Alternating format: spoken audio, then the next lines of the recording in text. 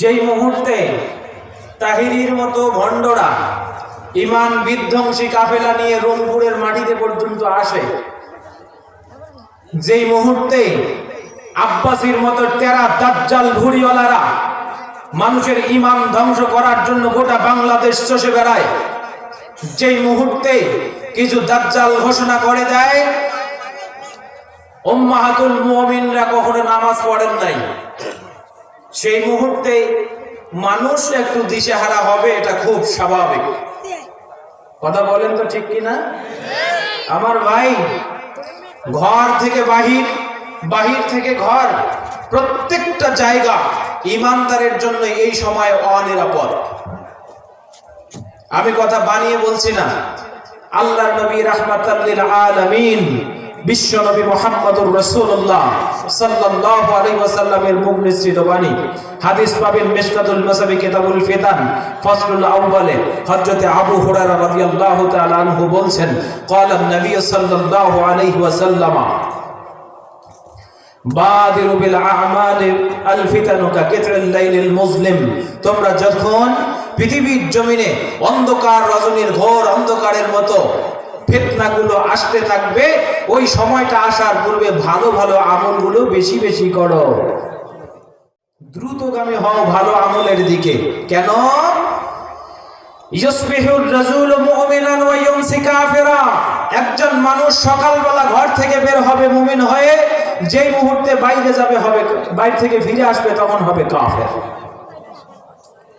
হাদিস এই পর্যন্ত বলে যদি আল্লাহর নবী থামতেন আমরা শুকরিয়া করতাম যে মুমিনের জন্য ঘরের বাহিরটাই অনিরাপদ হবে, কিন্তু রাসূল পরে একটা ভয়ঙ্কর কথা বলছেন, ওয়া ইউমসি মুমিনান ইউসবিহু কাফিরা। ঘরে এসে মানুষটা শুইবে ঈমান নিয়ে, যেই মুহূর্তে সকালবেলা ভোর করবে ওর ঈমান নাই, ও ঈমান হারা হয়ে যাবে, কাফির হয়ে যাবে। কথা বুঝতেছেন কি আমার ভাই? তাহলে আপনার জন্য অনিরাপদ শুধু বাহির না ঘরও? বলেন তো, বাহির এবং ঘর দুটাই অনিরাপদ। শোনেন, ফিতনায় এত পরিমাণে এই সমাজে সয়লাব হয়ে গেছে, ফিতনায় এত পরিমাণে এই সমাজে সয়লাব হয়ে গেছে, আমরা আমাদের বিবেক পর্যন্ত হারিয়ে ফেলেছি। একই অধ্যায় আরেকটি হাদিস আপনাদেরকে না বলে আমি আমার বক্তব্যে ঢুকতে পারছি না। আল্লাহর নবীর প্রিয় দৌহিত্র হযরতে যায়েদ রাদিয়াল্লাহর পুত্র হযরতে উসামা রাদিয়াল্লাহু তাআলা আনহু, তিনি বলছেন, আশরাফান নবী সাল্লাল্লাহু আলাইহি ওয়াসাল্লাম আলা উতুমিন মিন আতামিল মদিনাতা। আল্লাহর নবী একদিন একটা উঁচু জায়গায় দাঁড়ালেন, মদিনার একটা উঁচু জায়গায় দাঁড়ালেন। দাঁড়ানোর পরে বলছেন, ও সাহাবীরা, আলা তারাউনা মা আরা। ও সাহাবী, আমি যা দেখছি তোমরা কি তা দেখছো? সাহাবীগণ স্বভাব সুলভ উত্তর দিয়েছে, ইয়া রাসূলুল্লাহ মা নারা মা জাতারা। ও নবী, আপনি নবুয়তের দৃষ্টিতে যা দেখেন আমরা স্বাভাবিক মানবীয় দৃষ্টিকোণ থেকে তা দেখি না। আল্লাহর নবী বলেন, ইন্নী আরা আল ফিতানা খালালা বুয়ুতিকুম কাওয়া কাল মাতার। ও সাহাবীরা, আমি দেখতে পাচ্ছি তোমাদের ঘরের উপরে বৃষ্টির ফোঁটার মতো, অথবা যে সুতাতে মালা গাঁথা হয়, ওই সুতা যদি আপনি কেটে দেন তাহলে মালার কাঠিগুলো একটার পর একটা পড়তেই থাকবে, ধরে রাখা যায়? একটার পর একটা, কাল হাসরে উদান উদা, একটার পর একটা করে মালার কাঠিগুলো যেমন পড়তে থাকে, ওই মুহূর্তে ওই রকম করে উম্মতে মুহাম্মাদিয়ার উপরে এই সময়ে ফিতনাগুলো ওইভাবে আবর্তিত হতেই থাকছে। ফিতনা থেকে সাবধান হওয়ার দরকার নাই? আসেন ভয়ঙ্কর একটা হাদিস শোনাই। আল্লাহর নবী আলাইহিস সালাতু ওয়াস সালাম বলেছেন, মহিলাদের এখানে জায়গা হচ্ছে না। ভাই, মহিলা প্যান্ডেল কি ছোট নাকি? একটু চাপি চাপি বসবেন। মায়েরা বোনেরা, খুব মূল্যবান কথা বলবো ইনশাআল্লাহ, আপনারা একটু চেপে চেপে বসবেন। বারবার ঘোষণা দেওয়াটা কঠিন, আপনারা একটু চেপে বসুন। আর আপনারা গীবত করেন বেশি, এখানে আসেও আপনারা কথা বলেন, কি খাইছেন, কি পড়ছেন, কার ঘর কেমন, কার বর কেমন, বলে না নাই? এই কথাগুলো আপনারা বলেন। কোরআনের মাহফিলের সৌন্দর্য বজায় রাখার স্বার্থে সম্পূর্ণ চুপচাপ বসে যাবেন, কোনো হট্টগোল করা যাবে না। ফাঁকা জায়গাগুলো পূরণ করে পরবর্তীতে যারা আসছেন তাদেরকে জায়গা করে দেন। সামনে অনেক ফাঁকা আছে, কেউ নাকি যাচ্ছেন না, আপনারা ফাঁকা জায়গায় এগিয়ে বসুন। আপনাদের জন্য প্রাণ খুলে কথা বলবো ইনশাআল্লাহ। জীবনে যে ওয়াজ শোনেন নাই সেই ওয়াজ শোনায় যাব, উপকার পাবেন, ঈমান বাড়বে, আমলে সালেহ বাড়বে ইনশাআল্লাহুল আজিজ। সম্মানিত ভাইরা, তো যা বলছিলাম, আল্লাহ নবী বলছেন ওই সময় যে ফিতনাগুলো আবর্তিত হবে, ফাআইয়ু কলবিন আশরাবাহা নুকিতাত ফীহি নুকতাতুন সাওদা, কোন মানুষ যদি ওই ফিতনাগুলোতে নিজেকে এলিয়ে দেয়, তার অন্তরের উপরে একটা কালো পর্দা পড়ে যাবে। নাউজুবিল্লাহ বলেন। ওই ফিতনাকে যদি বিশ্বাস করে, ওই দেখেন, আমি কিছুক্ষণ পরে আপনাদের ঈমান জাগানোর জন্য কিছু কথা বলবো, ধৈর্য ধরে খেয়াল করে বসে থাকবেন। আমাদের সুর স্বর তো নাই বাবা, আমরা এইভাবে কাটা কাটা ভাঙ্গা গলায় কথা বলি। এরপরে নবী বলছেন, ওয়া আইয়ু কলবিন আনতারাহা নুকিতাত ফীহি নুকতাতুন বাইদা, কোন ব্যক্তি, কোন হৃদয় যদি ওই ফিতনাগুলোকে অবিশ্বাস করে, মানে ফিতনা থেকে নিজেকে যদি গুটিয়ে রাখে, ওই ফিতনাতে অথবা ওই পাপে অথবা ওই গজবে নিজেকে এলিয়ে না দেয়, আল্লাহ রাব্বুল আলামিন তার অন্তরের উপরে একটা সাদা পর্দা দিয়ে দিবেন। হাত্তা তাসীরা আলা কলবাইন, এইভাবে तमाम পৃথিবীর সব মানুষগুলো দুইটা দিকে বিভক্ত হয়ে যাবে। একটা হলো কালো বিবেকওয়ালা মানুষ, নষ্ট বিবেক, পচা বিবেকওয়ালা মানুষ, আর একটা হলো স্বচ্ছ, সুন্দর এবং সুশ্রী বিবেকওয়ালা মানুষ। সুবহানাল্লাহ ওয়া বিহামদিহি। আল্লাহর নবী বলছেন, শোনো, ফান আবিয়াস মিসলাস সাফা, যে অন্তরগুলো সাদা পর্দার অধিকারী হয়ে গেল, ওরা সাফা পাহাড়ের মতো উঁচু, ওদেরকে ছুঁইতে পারবে না কোনো ফিতনা। লা তাজুরুহু ফিতনাতুন মা দামাতিস সামাওয়াতু ওয়াল আরদ, যতদিন পর্যন্ত আসমান এবং জমিন থাকবে, এই ব্যক্তিটা ফিতনাতে নিজেকে নিবন্ধিত না করার কারণে ওই ফিতনা তার কোনো ক্ষতি করতে পারবে না। ওয়াল আসওয়াদ, আর যে কালো হৃদয়, আল্লাহর নবী বলেন মুরাব্বাদান কালকুজে মুসকিয়া, ও যেন উল্টানো পাতিলের মতো। যার হৃদয়টা কালো, ও যেন উল্টানো পাতিলের মতো। ও কিসের মতো? উল্টানো পাতিল। ও মহিলারা শোনেন তো, আপনারা যে পাতিলে ভাত রান্না করেন, ওই গ্যাসের চুলা আর কারেন্টের চুলা না, যেটা মাটির চুলা, যেটা নিচে আগুন জ্বালিয়ে ভাত রান্না করা হয়, এই পাতিলের নিচে কালি পড়ে না ভাই? পড়ে না? এখন এই পাতিলটা এই দিকে উল্টা করে চুলাতে উঠাই দিয়েছেন, এবার পাছাটা উপরে, ওইখানে পানি দেন, চাল দেন, থাকবে? থাকবে মুসলমান? জোরে বলেন না কেন, থাকবে? নবী এত সুন্দর একটা উদাহরণ দিয়ে বললেন, ও হলো উল্টানো পাতিলের মতো, কালকুজে মুসকিয়া লা ইয়ারিফু মারুফান ওয়া লা ইনকিরু মুনকারা, ও জানে না মারুফ কি, জানে না মুনকার কি, ও জানে না ভালো কি, জানে না মন্দ কি। ও ভালো বোঝে না, মন্দ বোঝে না, রাস্তায় যাই পায় তাই করে পকেটে নেয়। ওই জন্য তো বাংলাদেশের আহলুল হাদিস অধ্যুষিত এলাকারও কিছু মানুষ তাহিরির ওয়াজ শুনবার যায় না? নাই? ওই গাধাটার ওয়াজে আমি গতদিন গেছিলাম, আমিও গেছিলাম দেখার জন্য, দেখি নাই তো কখনো, ইউটিউবে দেখা যায়, গেলাম, ওখানে আসছে মুর্শিদাবাদী দরবার শরীফে, দেখলাম যে দরবারে ওয়াজ করার জন্য আসছে, ওকে এক নজর দেখার পরে ফিরে আসতেছি, দরবারের সামনে দাঁড়ালাম, অনেক মানুষ ওই দরবারে দাঁড়িয়ে এইভাবে হাঁটু গেড়ে বসছে, বসার পরে সাজদা দিচ্ছে, এইভাবে কবরটাকে ছুঁয়ে দিয়া কপালে চুমা খায়, বুকে লাগায়, মাথায় লাগায়, পেটে লাগায়, চোখে লাগায়। এগুলা কি বলেন তো? এলে কি চাপানির মতো উর্বর জায়গায়, যেখানে আহলুল হাদিস অধ্যুষিত এলাকার মানুষের সয়লাব, এই এলাকার অধিকাংশ মানুষ নিজেদেরকে মুহাম্মাদি বলে দাবি করে। সেই জায়গায় এসে ঈমান বিধ্বংসী বক্তব্য দিয়ে যায়। সে জিজ্ঞেস করে আমরা কি কবরে যাই সাজদা করার জন্য? আমরা তো কবরে যাই জিয়ারত করার জন্য। বলেন ঠিক কিনা? আর হুজুকে বাঙালি মাতালের মতো বুঝড়ে বলে ঠিক। শোনেন, আয়েশা রাদিয়াল্লাহু তাআলা আনহা বলছেন, قال النبي صلى الله عليه وسلم في مرضه الذي لا يقوم, ওই রোগে পড়ে আল্লাহর নবী এই কথা বলেছেন যে রোগ থেকে তিনি আর উঠেন নাই, মানে যে রোগে পড়ে তিনি মৃত্যুবরণ করেছেন। লা তাত্তাখিযু কবরি ঈদা, হে আয়েশা জেনে দাও, জানিয়ে দাও আমার উম্মতকে, ওরা যেন আমার কবরটাকে ঈদের জায়গা হিসেবে গ্রহণ না করে, অথবা মসজিদা, আমার কবরকে যেন তারা সাজদার জায়গা হিসেবে গ্রহণ না করে।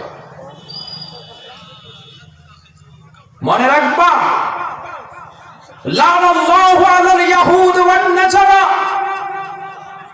আল্লাহ তাআলা ইহুদি এবং খ্রিস্টানদেরকে ধ্বংস করে দিয়েছেন, লানত দিয়েছেন এই কারণে যে ইত্তাখাযু কুবুর আমবিয়াইহিম ওয়া সালিহিহিম মাসাজিদা, তারা তাদের নবীদের এবং সালিহিন সৎ কর্মশীল ব্যক্তিদের কবরগুলোকে মসজিদ হিসেবে গ্রহণ করেছে। সম্মানিত উপস্থিতি, আজকে যে উদ্দেশ্য নিয়ে মানুষ কবরে যায়, যে উদ্দেশ্য নিয়ে মানুষ কবরের কাছে সাজদা করার জন্য যায় কিংবা জিয়ারত করার জন্য যায়, তাদেরকে যদি জিজ্ঞেস করেন কোন উদ্দেশ্যে তোমরা যাও, ওরা এক বাক্যে আপনাকে বলে দিবে ঠিক যে কথা আজকে তাহিরি বলে গেল, আমরা কবরে যাই জিয়ারত করার জন্য।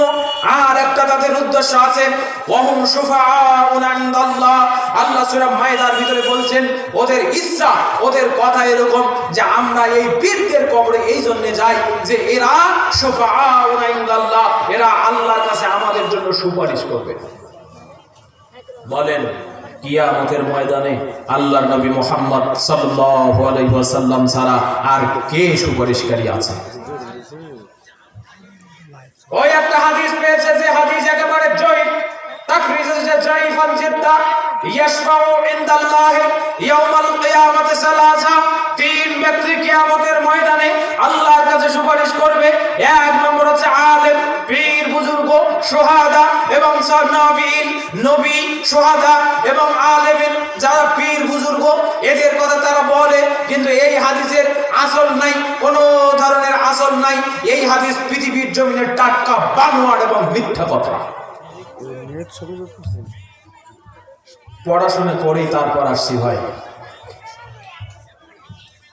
এই একটা মিথ্যা হাদিস দিয়ে তারা তাদের পীরকে বানিয়েছে সুপারিশের উত্তরসূরি, সুপারিশের কাণ্ডারি।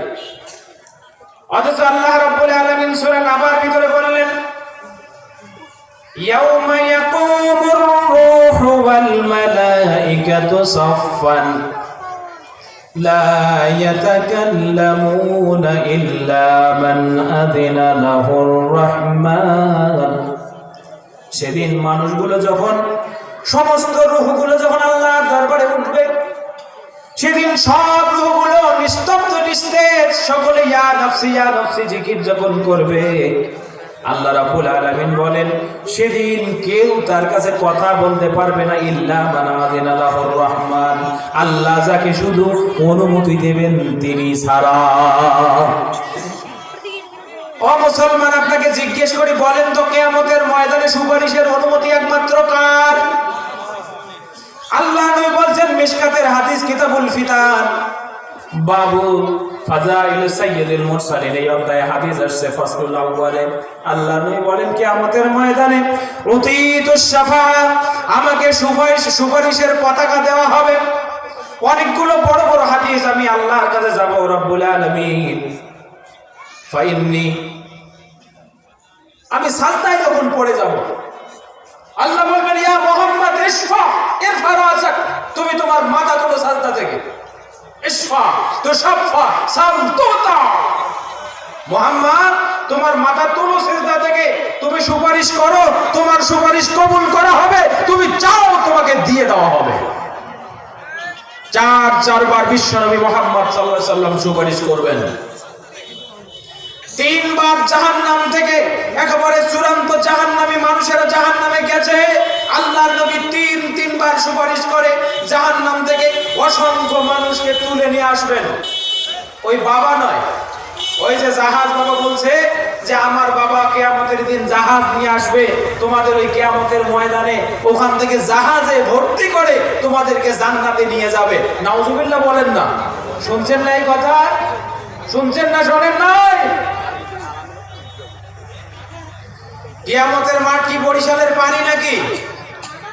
ইয়াউমা তুবাদদালুল আরদু গায়রাল আরদি ওয়াস সামাওয়াত ওয়া বারাদু লিল্লাহিল ওয়াহিদিল কাহ্হার। আল্লাহ বলছেন যেদিন বিচারের মাঠ কায়েম হয়ে যাবে, তুবাদদালুল আরদু গায়রা আরদিন, এই জমিনটাকে বদলিয়ে অন্য জমিন নিয়ে আসা হবে। ওয়াস সামাওয়াত, অন্য আসমান সেট করে দেওয়া হবে। ওয়া তুদনাশ শামসু কিদা মিলান আও ইসনাইন, 1 মাইল অথবা 2 মাইল বিগত ফারাক রেখে সূর্য সেট করে দেওয়া হবে। তাফসীরে মুফাসসিরিনে কেরাম যা বলেছেন, আমি যেটা দেখেছি, ওই জমিন স্বাভাবিক জমিন হবে না, ওটা হবে তামা দ্বারা নির্মিত।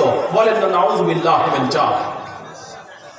তামার উপরে যখন আগুনের দাগ পড়ে, আগুনের শেখা পড়ে, তখন তামা গরম হয় নাকি ঠান্ডা থাকে? বলেন তো, গরম হয় না? আল্লাহর নবী সহিহ হাদিসে বলছেন কিয়ামতের মাঠটা হবে এমন যখন মানুষগুলো তার পা অনুযায়ী কোমর পর্যন্ত, কাঁধ পর্যন্ত, গলা পর্যন্ত ঘামে ভিজে যাবে, ডুবে যাবে। মুসলমান ভাবতে হবে, ভালো করে শোনেন, আপনার ঈমান কোথায় দিচ্ছেন আপনি?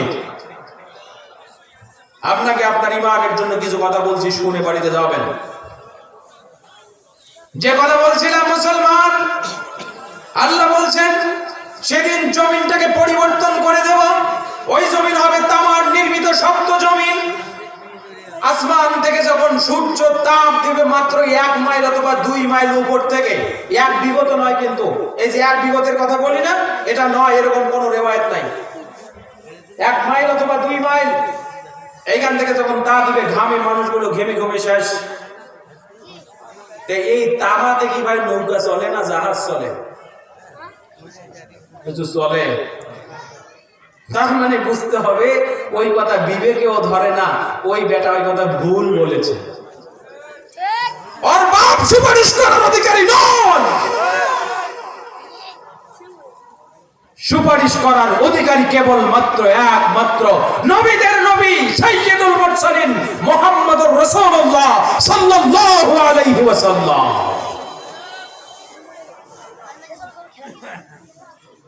প্রিয় ভাইরা, কান লাগান। রংপুরে একটা ইজতেমা হচ্ছে, নাম হলো বিভাগীয় বিশ্ব ইজতেমা। আজকে হয়ে গেল, আখেরি মুনাজাত হয়েছে। পোকার মতো মানুষ গিস গিস করতেছে। আমার ওই হাদিস মনে পড়ে যায়, আল্লাহর নবী বলছেন, ইন্নী আখিযুম বিহুদাজিকুম আনিন নার ওয়া আনতুম তাকাহুমানানি, আমি তোমাদের কোমর ধরে জাহান্নামের কিনার থেকে টেনে আনি, আর তোমরা কিনা আমাকে পরাস্ত করে জাহান্নামে গিয়ে পড়ো। মনে রাখবেন, আজকে ওয়াজ করছে, এই মাঠের মাটি যাদের গলায় লেগেছে রে বাপ, কিয়ামতের ময়দানে জাহান্নামের আগুন তাকে স্পর্শ করবে না।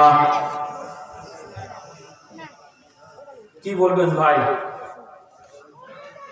বাংলাদেশের বড় মুফতি ফতোয়া দিয়েছে লুৎফুর রহমান ফরাইজি, এই মাঠে একবার যারা যাবে, 1 রাকাত নামাজ যদি কেউ আদায় করে, তাহলে তার 39,000 রাকাত নামাজ সওয়াব আদায় হবে।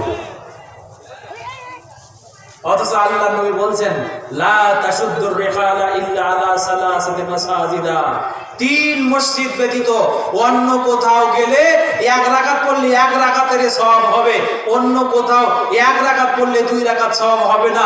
3 মসজিদে গেলে সওয়াব একটু বাড়ে, আর ওই জন্য ওই 3 মসজিদে সওয়াবের উদ্দেশ্যে ভ্রমণ করা যায়, বলেছেন বিশ্বনবী মুহাম্মদ সাল্লাল্লাহু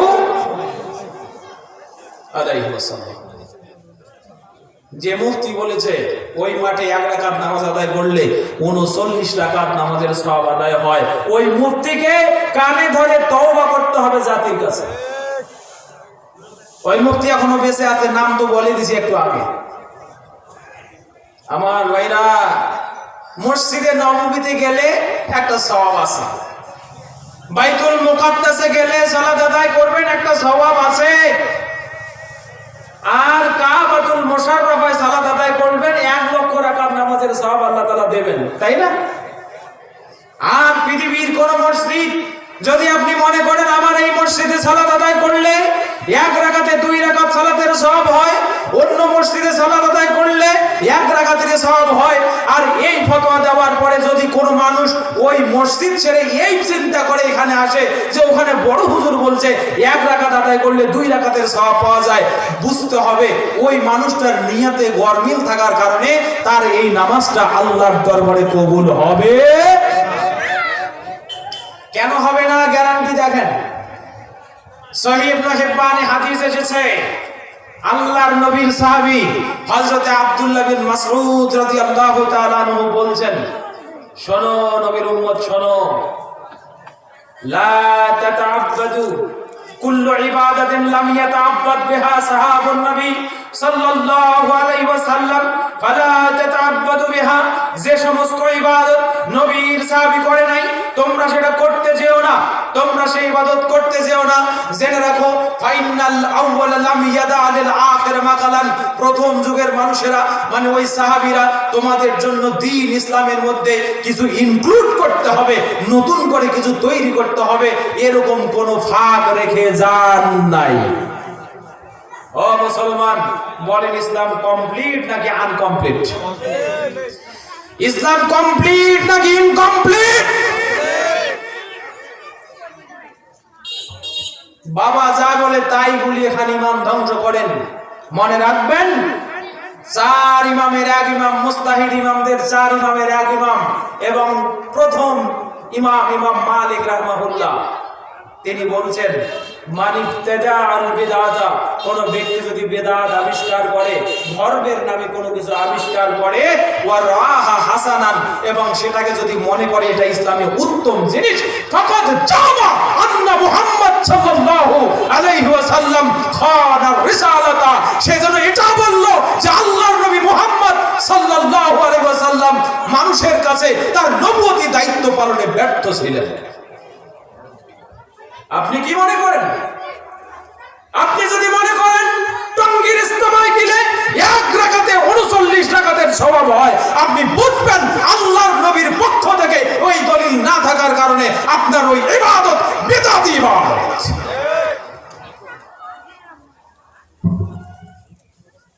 আপনাকে কি দিয়ে বোঝাবো? সম্মানিত ভাইরা, মুসনাদে আব্দুর রাজ্জাক, এরপরে সহিহ ইবনে হিব্বানে আরো একটি হাদিস এসেছে, ইমাম নাফে প্রসিদ্ধ তাবিঈ মুফাসসির, তিনি আব্দুল্লাহ বিন উমর রাদিয়াল্লাহর কাছে বসে আছেন। শুনেন, আমার দিকে তাকান, এই ছেলে, এই বাচ্চাগুলোকে চুপ করুন। ভাই কথা কি বুঝতেছেন? আমার বাড়ি এই কাকরার বাজার, আপনাদের ভাষার সাথে আমার একদম মিল আছে, ভালো করে বোঝেন, আপনার জীবনের জন্য কথা বলছি। তাবিঈ মুফাসসির হযরত নাফে রাদিয়াল্লাহু তাআলা আনহু রাহিমাহুল্লাহ, তিনি আব্দুল্লাহ বিন উমর রাদিয়াল্লাহর কাছে বসে আছেন। এক সময় এক ব্যক্তি আসলো, ফাতাসা, ওই ব্যক্তি হাসি দিল, তারপরে তিনি বলছেন আলহামদুলিল্লাহ ওয়াসসালাতু আলা রাসূলিল্লাহ ওয়াসসালাতু ওয়াসসালামু আলা রাসূলিল্লাহ অথবা ওয়াসসালামু আলা রাসূলিল্লাহ। ব্যক্তিটি হাসি দেওয়ার পরে কি বলতে হয় বলেন তো? আলহামদুলিল্লাহ। ব্যক্তি হাসি দেওয়ার পরে দরদ বসে বলে ফেলছে আলহামদুলিল্লাহ, প্রশংসা আল্লাহর, ওয়াসসালামু আলা রাসূলিল্লাহ, এবং রাসূলের প্রতি সালাম। ভালো বলছে না? এই মুসলমান, ভালো বলছে না? এই কথাতে দোষ কি? কোথায় দোষ? নবীকে তো সালাম দিতে হবে। আল্লাহ বলছেন ওয়াসাল্লিমু তাসলিমা, হে মানুষেরা তোমরা বিনীত হয়ে যোগ্যতার সাথে, উত্তমতার সাথে, সৌন্দর্যের সাথে যত বেশি সুন্দর করা যায় তত সুন্দর করে নবীকে সালাম দাও, তারতিব মেনে সালাম দাও। তো ব্যক্তি তো হাজির হওয়ার পরে বলছে আলহামদুলিল্লাহ ওয়াসসালামু আলা রাসূলিল্লাহ, আলহামদুলিল্লাহ, আল্লাহর প্রশংসা, নবীর প্রতি সালাম। আব্দুল্লাহ বিন উমর রাদিয়াল্লাহু সাথে কথাটা ডিনি করলেন, তিনি অস্বীকার করলেন, বলছেন লাইসা হাকাযা, ও আল্লাহর বান্দা, তুমি যে বলছো আলহামদুলিল্লাহ ওয়াসসালামু আলা রাসূলিল্লাহ, লাইসা হাকাযা, বিষয়টি এরকম নয়। হাসি দেওয়ার পরে আল্লাহর নবী বলছেন ইজা আতাসা আহাদুকুম ফালিয়াকুল আলহামদুলিল্লাহ, তোমাদের মধ্যে কেউ যদি হাসি দেয় সেজন্য বলে আলহামদুলিল্লাহ, প্রশংসা আল্লাহ। ওখানে তো সালাম নাই, ওখানে তো রাসূলের প্রতি দরুদ নাই, ওখানে তো রাসূলের প্রতি সালাম নাই, তুমি কেন রাসূলকে হাসি দেওয়ার পরে সালাম দিলে? এই বিষয়টি এরকম নয়, এটার নাম হলো বিদআত। এটার নাম কি? এটার নাম বিদআত। যত সুন্দর দেখাক, রাসূলের তরিকা মতো না হওয়ার কারণে ওই ইবাদত হবে কি বলেন তো? কি আলোচনা শোনেন আপনারা? তা ছিল নাকি? আপনারা কি আলোচনা শোনেন? ওটা তো ট্রাক, ওর 6টা চাকা আছে। সম্মানিত ভাইরা, এজন্য আপনাকে বলছিলাম শোনেন, এতে কান লাগান। হায় হায় সুবহানাল্লাহ। এদিক দেখেন ভাই, এদিক এদিক দেখেন। আপনারা কি কথা বুঝতেছেন? ভালো লাগে? আমি একটু সাইজ করতেছি আপনাদেরকে, থাকেন এখানে।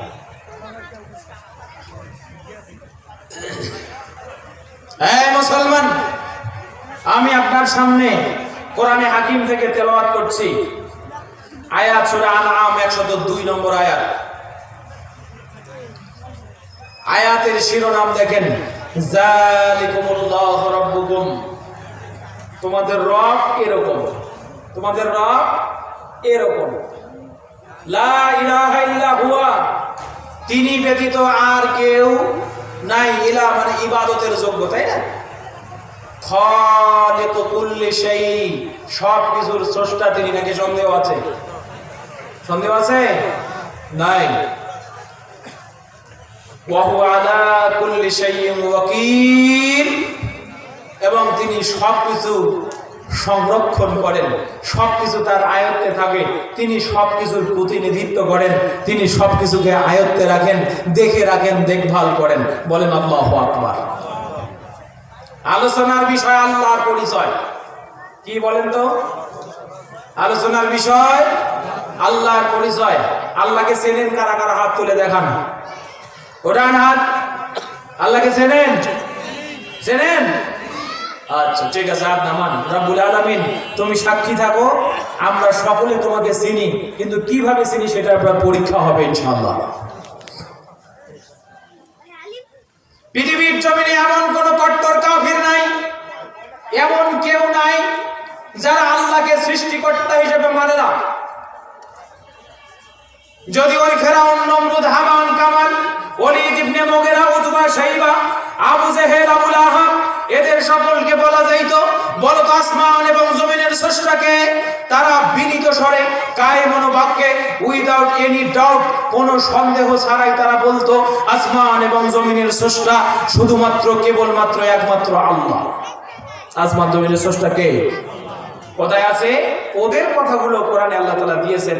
আয়াত পাবেন সূরা আনকাবুত আয়াত নম্বর 61, লোকমান 25, জুমার 38 এবং যুখরুফ 87 এবং 9। একই কথা আল্লাহ দিয়েছেন এই কয়েকটা আয়াতে। ওয়ালা ইন সাআলতাহুম মান খালাকাস সামাওয়াতি ওয়াল আরদ লা ইয়াকুলুল্লাহ। ও নবী, মক্কার কাফিরদেরকে যদি আপনি প্রশ্ন করেন আসমান এবং জমিনের স্রষ্টাকে, তারা এক বাক্যে উত্তরে দিবে এগুলোর স্রষ্টা হলো শুধুমাত্র, কেবলমাত্র, একমাত্র আল্লাহ। এটা আমরা বিশ্বাস করি না? আসমান জমিনের স্রষ্টা যে কোনো বাবা নয়, আসমান জমিনের স্রষ্টা যে কোনো পীর নয়, আসমান জমিনের স্রষ্টা যে কোনো কারামাত আলী, জৈনপুরি, যৌনপুরি, মাজিয়া, জুতা, স্যান্ডেল, ল্যাট্রিন, পায়খানা নয়। আসমান জমিনের স্রষ্টা কেবলমাত্র একজন, তিনি কে? শুধু তাই নয়, ওয়ালা ইন সাআলতাহুম মান নাযালা মিনাস সামাই মাআন ফাআহইয়া বিহিল আরদা বা'দা মাউতিহা লা ইয়াকুলুন্নাল্লাহ। ও নবী, মক্কার কট্টর কাফিরদেরকে যদি আপনি এই বৃষ্টি দেখায়া প্রশ্ন করেন, বলুন তো আসমান থেকে বৃষ্টি বর্ষণ করায় কে? কে এই মৃত জমিনকে আবার সজীব করায়? তারা এক বাক্যে উত্তর দিবে, এই মৃত জমিনকে সজীব করায় তিনি হলেন আমাদের আল্লাহ।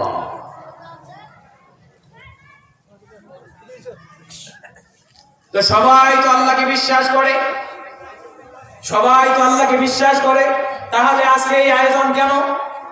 এই আলোচনা কেন আমি নিয়ে আসছি? আমার ভাই, আল্লাহকে বিশ্বাস করতে গিয়ে আপনার নোকসানি কোথায়, আপনার গলতি কোথায় সেটা একটু দেখেন। আপনাকে বলে যে তোমরা আল্লাহকে তো বিশ্বাস করো, আল্লাহর নাকি শরীর আছে, তোমরা আল্লাহকে বিশ্বাস করো, আল্লাহর নাকি হাত আছে, তোমরা আল্লাহকে বিশ্বাস করো, আল্লাহ নাকি আসমানের উপরে থাকে, তোমরা কোন আল্লাহকে বিশ্বাস করো? সে আল্লাহ নাকি কথাও বলে। এটা বলে না নাই?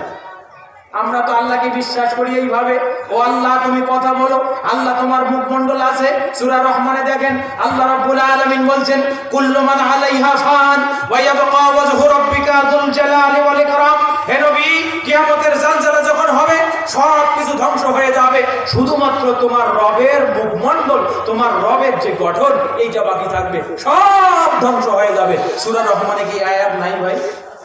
আছে? আছে না? আসেন আসেন আপনাকে মিশকাতে নিয়ে যাই। মিশকাতুল মাসাবি, কিতাব বাদিল খালক ওয়া কিতাব আহওয়ালিল কিয়ামত ওয়া বাদিল খালক।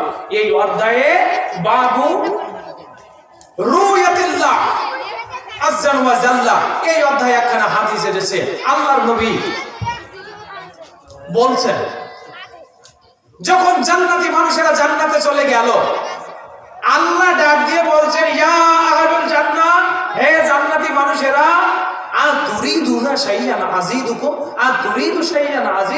তোমরা কি এই জান্নাতে আরো কিছু চাও, আমি তোমাদেরকে দেব? জান্নাতীরা বলবে, রব্বি আলাম তাবিয়াতু উযুহানা ওয়া তাদখুলনাল জান্নাতা ওয়া তুনাজ্জিনা মিনান নার। ও আমাদের মুনিব, আমাদের আল্লাহ, তুমি তো আমাদেরকে জাহান্নাম থেকে মুক্তি দিয়েছো, জান্নাতে ঢুকিয়ে দিয়েছো, আমাদের মুখমণ্ডলগুলো উজ্জ্বল করে দিয়েছো, আমাদেরকে সম্মানিত করেছো। আল্লাহ, আর কি চাই তোমার কাছে? কি বা চাওয়ার আছে? মানুষ বুঝতে পারবে না মানুষ কি চায়।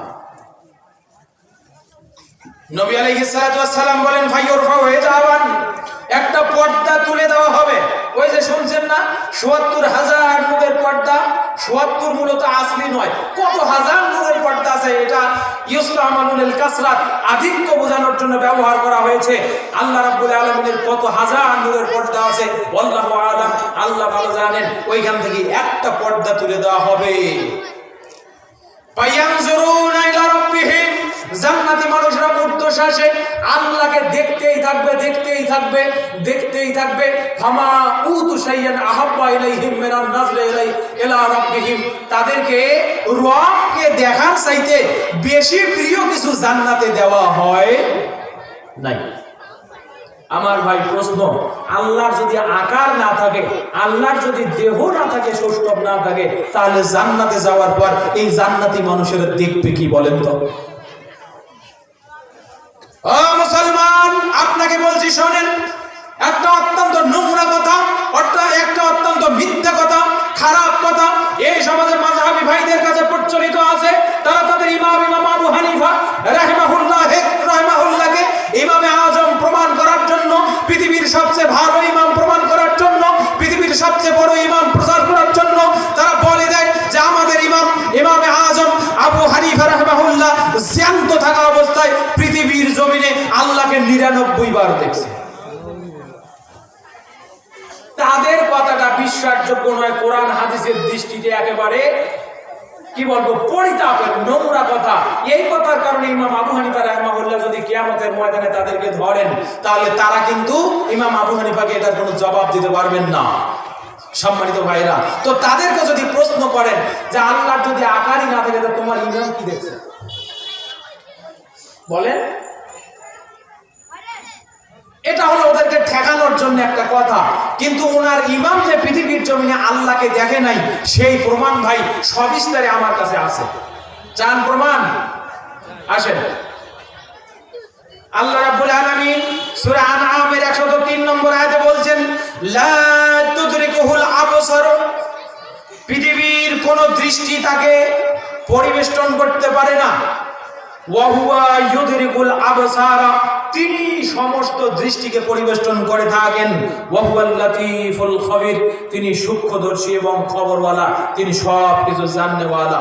ও মুসলমান ভাই, সূরা আনআমের ১০৩ নম্বর আয়াতে আল্লাহ স্পষ্ট বলে দিলেন, পৃথিবীর কোন চর্মচক্ষু আল্লাহকে দেখতে পারে না, কিন্তু জান্নাতে গেলে দেখবে। এছাড়াও আমি আপনাকে কোটেশনগুলো দিয়ে, আমার সময় কম, আমি শেষ করব। সূরাতুল বাকারা 55 নম্বর আয়াত, যখন বনি ইসরাইল বলল মুসা লান নুমিন লাকা, আমরা তোমার প্রতি ঈমান আনবো না হাত্তা নারাল্লাহ জাহারা, যতক্ষণ পর্যন্ত আল্লাহকে দেখতে পাবো না। এরপরে আল্লাহ রাব্বুল আলামিন সূরা আরাফের 143 নম্বর আয়াতে বলছেন, মুসা আলাইহিস সালাম আল্লাহকে বলছে, আল্লাহ তোমাকে আমার জাত এবং আমি একটু দেখতে চাই। আল্লাহ বলছেন মুসা লান তারানি, মুসা দেখতে পাবা না। ওই ভাইদের কাছে প্রশ্ন করেন, তোমার ইমাম আবু হানিফা রাহমাহুল্লাহ কবে নবী মুসার চেয়ে বেশি শ্রেষ্ঠ হয়েছে? মুসা নবী আল্লাহকে প্রশ্ন করছে, আল্লাহ তোমাকে তো দেখতে চাই, আর আল্লাহ বলছে মুসা তুমি দেখতে পাবা না, দেখতে যদি চাও পাহাড়ের দিকে তাকাও। ফাসাইকা মুসা পাহাড়ের দিকে তাকিয়েই বেহুশ হয়ে গেল। বলছে আল্লাহ ইন্নী তুবতু, আল্লাহ তোমার কাছে ক্ষমা চাই, আর দেখতে যাব না, বুঝা হয়ে গেছে তোমাকে পৃথিবীতে দেখা সম্ভব। ও ভাইরা, মুস্তাদরাকে হাকিমে হাদিস এসেছে, আয়েশা রাদিয়াল্লাহু তাআলা আনহু বলছেন, মান ক্বালা, কোন ব্যক্তি যদি বলে আন্না মুহাম্মদ রাআ রাব্বাহু, তার রবকে দেখেছেন, ফাকাদ কাযাবা আলা মুহাম্মদ, সে যেন বিশ্বনবী মুহাম্মদ সাল্লাল্লাহু আলাইহি ওয়াসাল্লামের উপরে মিথ্যা প্রতিপন্ন করলো, মিথ্যা কথা বলল। কোন ব্যক্তি যদি বলে যে মুহাম্মদ সাল্লাল্লাহু আলাইহি ওয়াসাল্লাম আল্লাহকে কিয়ামতে দেখেছে, আল্লাহকে আসমানে দেখেছে, আল্লাহকে সিদরাতুল মুনতাহার উপরে দেখেছে, তাহলে সে মুহাম্মদ সাল্লাল্লাহু আলাইহি ওয়াসাল্লামের উপরে মিথ্যা কথা বলেছে। আমার ভাই, আপনার কাছে প্রশ্ন, ইমাম আবু হানিফা কবে রাহমাতাল লিল আলামিনের চেয়ে বড় হলেন? এই কথা বলেছে বাংলাদেশের পতিত দশা জৈনপুরি ভুরিয়া পীর, এত বড় কালো চশমা লাগায় জাতির সামনে আসে, আহলুল হাদিসদেরকে আহলে খবিশ বলে গালি দেয়, অথচ নিতান্তই জাহান্নামের কীট, ও নিজেই খবিশ, ও নিজেই কি, ও মানুষকে বলে দিতে চায় যে পৃথিবীর জমিনেও আল্লাহকে দেখা সম্ভব, অথচ টাটকা 3টা আয়াতের সাথে গুস্তাখি করার কারণে ওকে এই ফতোয়ার কারণে তওবা করা উচিত।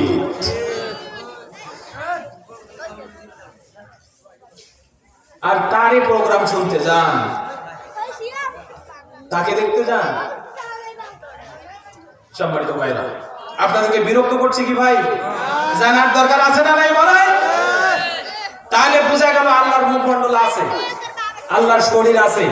সূরা রহমানের আয়াত বললাম, মিশকাতের হাদিস বললাম, এরপরে কিয়ামতের দিন মানুষ আল্লাহকে দেখতে পারবে, সে আয়াতও বললাম।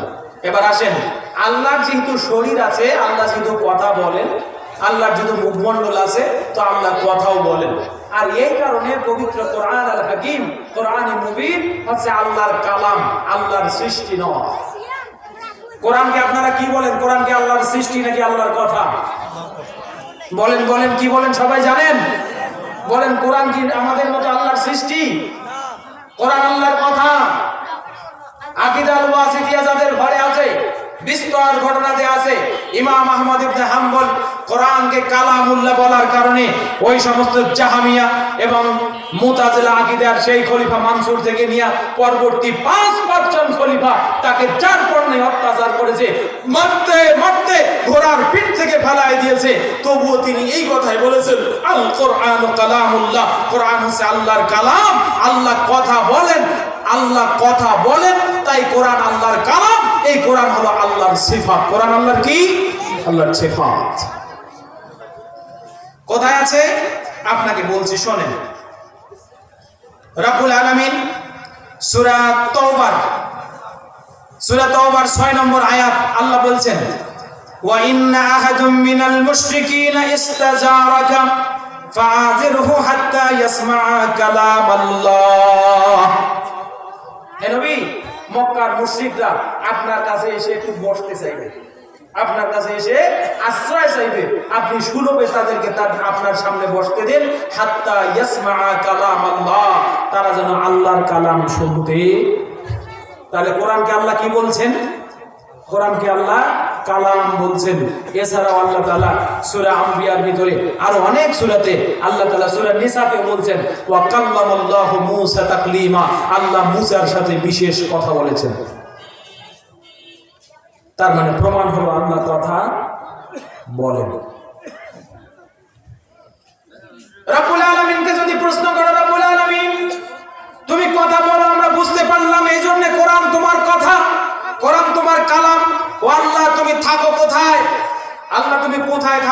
তোমার কি থাকার কোনো জায়গা আছে? এটা জানেন আল্লাহ কোথায় থাকে? আমার ভাই জানেন না? আল্লাহ সপ্তম আসমানের উপরে সমুন্নত অবস্থায় আছেন। যদি এটাকে সমাসীন বলেন তাহলে ভুল করবেন। পবিত্র কোরআনে হাকিমে আল্লাহ রাব্বুল আলামিন সাত জায়গায় তিনি যে সপ্তম আসমানের উপরে তার আরশের উপরে সমুন্নত অবস্থায় আছেন এই কথার ঘোষণা দিয়েছেন। বলেন সুবহানাল্লাহ। কোথায় আছে? সূরা আরাফ 54 নম্বর আয়াত, সূরা ইউনূস 3 নম্বর আয়াত, সূরা রাদ 2 নম্বর আয়াত, সূরা তাহা 5 নম্বর আয়াত, সূরা ফুরকান 59 নম্বর আয়াত, সূরা সাজদা 4 নম্বর আয়াত, সূরা হাদীদ 4 নম্বর আয়াত, এরপরে সূরা ফাতির আয়াত নম্বর 10। এই আয়াতগুলো প্রমাণ করে আল্লাহ রাব্বুল আলামিন আছেন কোথায়? আরশের উপরে সমুন্নত অবস্থায়। এর মধ্যে থেকে একটি আয়াত আমি আপনাকে শোনাই। আল্লাহ তাআলা সূরা তাহার 5 নম্বর আয়াতে বলছেন, আর রহমান আলাল আরশি ইস্তাওয়া। রহমান আছেন কোথায়? আরশের উপরে ইস্তাওয়া, সমুন্নত অবস্থায়। এই আয়াতের ব্যাখ্যা করার জন্য ইমাম জুওয়াইনি আবুল মাআলি ইমাম জুওয়াইনি, যিনি মধ্যযুগীয় মানে আজকে থেকে প্রায় 800 বছর আগের একজন ইমাম, তিনি এই আয়াত সম্পর্কে একদিন দার্স দিচ্ছিলেন। তো মানুষকে বোঝাতে একই কথা তিনি বলছেন, ওয়াল্লাহু কানা ওয়ালাম আরশুহু ওয়া হুয়া কাইনুন আলা মা কানা। মানুষকে বলছেন যে আল্লাহ ছিলেন, তখন আল্লাহর আরশ ছিল না। আল্লাহ ছিলেন, তখন আল্লাহর আরশ ছিল না। তিনি আল্লাহ এখনো আছেন, তখন যেমন ছিলেন। ওই সময় বিখ্যাত একজন ইমাম হামদানি রাহিমাহুল্লাহ তার দার্সে উপস্থিত। তিনি বলছেন, মাওলানা কি বলতে চাইলেন সেটা বুঝি। আপনি মানুষকে বুঝাতে চাচ্ছেন পৃথিবীতে যত আল্লাহ তত আল্লাহ, পৃথিবীতে যত আল্লাহ তত আল্লাহ। তার মানে আল্লাহ ইজ এভরিহোয়ার। আমার কাছেও আল্লাহ আছে, আপনার কাছেও আল্লাহ আছে। যত সৃষ্টি আল্লাহ তত। জোরে বলেন নাউজুবিল্লাহ। আল্লাহ যখন আরশ ছিল না তখনও ছিলেন, এখন আরশ আছে। আল্লাহ তখন যেমন ছিলেন এখনো তেমন আছে। এই কথার সূক্ষ্ম ইঙ্গিত হলো যত আল্লাহ, যত আল্লাহ তত আল্লাহ। অথচ ইমাম হামদানি রাহিমাহুল্লাহ সেদিন বলছেন, ওস্তাদ আপনার কাছে আমার প্রশ্ন, তো যত আল্লাহ তত আল্লাহ যদি হয়, আল্লাহ যদি সব জায়গায় থাকে, আমার ভাইরা আমরা মাঝে মাঝে হাত তুলে আল্লাহর কাছে দোয়া করি কি করি না বলেন তো? হাত যখন মানুষ তোলে, হাত কি নিচের দিকে যায় না উপরের দিকে যায়? ইমাম হামদানি ঠিক এই কথাটাই বলছেন। মানুষ মনের অজান্তেই উপরে হাত তুলে দেয়। এটা কি কারণে দেয় এইটা আপনার কাছে জানতে চাই।